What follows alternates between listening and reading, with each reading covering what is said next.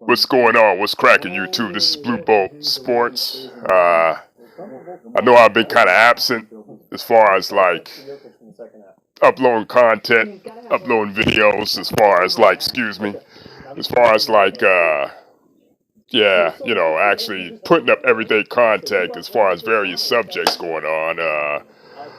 I was just, you know, been going a lot going on in my personal life as far as like financially, socially, a lot going on in the world today. This whole coronavirus got everybody shook. The presidential election and all that stuff, the primaries for the Democrat looks like it's going to be, it's between Bernie Sanders and Joe Biden, you know, and whole lot of other stuff going on and everything, you know what I mean? Like, I know I don't talk about political stuff that much on here, but, you know, I just, you know, this is basically my sports page, basically. And, you know, it's been, you know, like I said, I've been kind of twisting the wind a little bit as far as looking at other people's videos in the LDBC. You know, looked at, you know, LVZ's video. You know, a couple people, you know, there's some, you know, a lot of other stuff going on. You know, there's a lot of other stuff, you know, he touched on. You know, I'm a big follower of his and all that. A lot of other stuff was going on. I'm going to touch on that here in the next couple days. Especially to all these people that even the Lakers win these two big games. You got people out here that still want to shit on LeBron. For a long while, people have said, "Oh, he don't got that dog in him. Oh, he's not clutch. Oh, he's 3 and 6, brick, bum, all that dumb shit." But yet, people say that his fans like to make excuses for him. Well, you could say in reverse, his naysayers, his haters, make excuses more than his fans. Any other team, he goes out there and he does what people want him to do, but yet you still got people making excuses as to why he won. Oh, it was rigged. Oh, it was the refs did it. Refs gave it to him and all that bull crap. But that's another time for another topic. I'm going to touch on that real soon. And I'm going to touch on a few people in the LDBC who are a bunch of hypocrites when it comes to LeBron James. All right? That's another time for another day. This video, I'm going to talk about the Boston Celtics and they're still holding their grudge over Ray Allen leaving them back in 2012 and signing with the Miami Heat. Now, it comes to my mind that they're really considering not retiring his jersey. They're really considering not retiring his jersey.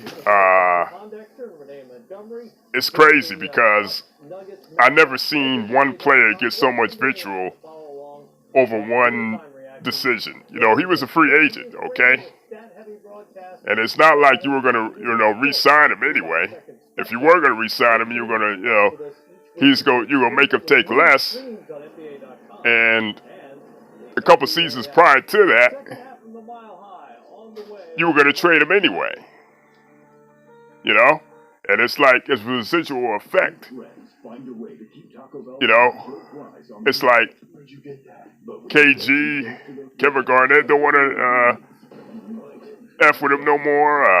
Paul Pierce still holding the grudge. All them guys are still holding the grudge. This is what I think, okay? Like, end of the day, this is a business. He made a business decision as far as like what was best for him, best for his family, best for the remaining part of his career. I mean, and like I said before,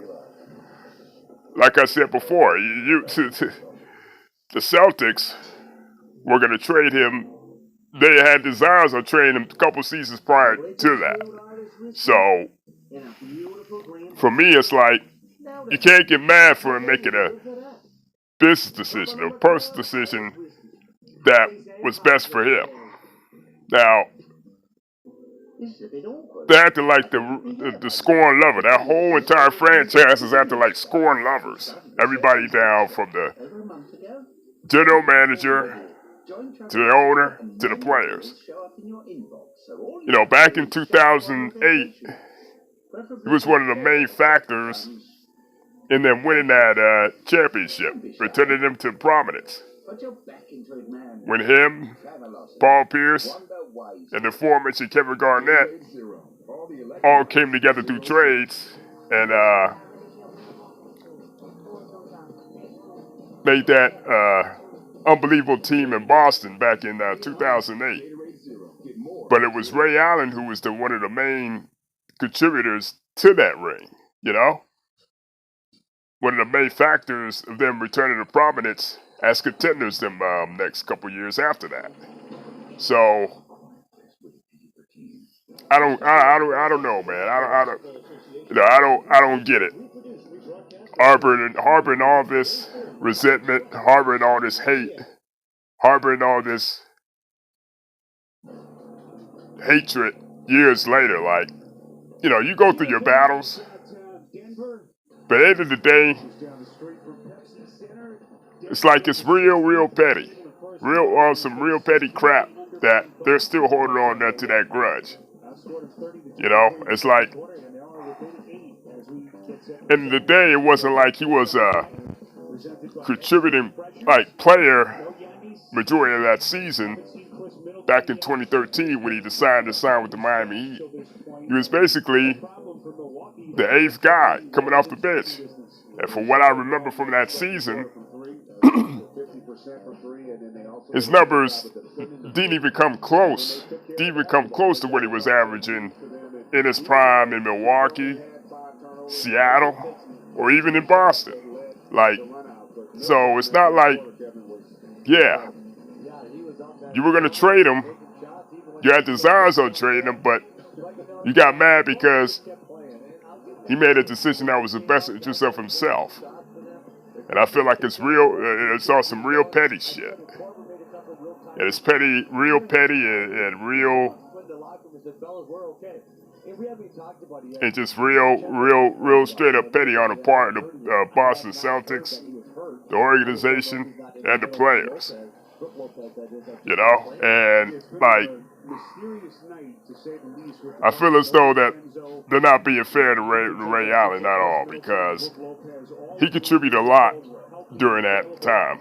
You know, he definitely contributed a lot, especially during that championship year in 2008. You know, 2008. You know, he was averaging at least, what was it, like 18 points a game, close to it, 16 to 18, I'm not sure, but he was the one, when you really think about it, had to sacrifice the most, because when you think about it, Paul Pierce was the youngest of the big three.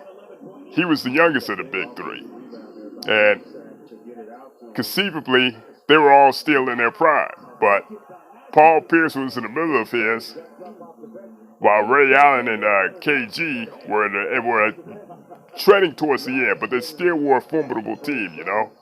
And, you know, Ray Allen was putting up big numbers in Milwaukee and Seattle. And to me, he sacrificed the most because, you know, he could have easily, you know, he was in the tail end of his prime, he could easily average like 23, 24 points a game, but he sacrificed because he knew that, you know, you had to accommodate both KG and Paul Pierce. So really, when you think about it, he's the one that sacrificed the most so that Paul Pierce and KG could shine. But at the end of the day, I feel like it's real petty. They should retire his number, Boston Celtics, because he did a lot, and he contributed a lot, and he played a big role in reviving that franchise back in 2008. So that's how I feel about it. I mean, I don't know how many subscribers I got at this moment, but tell me what you think. Tell me what you think. I say they should retire his number. They're being real petty about it. Real petty about it. And they should retire his number. They really should retire his number. That's it. I'll probably be back with another video, possibly later tonight. Possibly later tonight. If not tomorrow, for sure.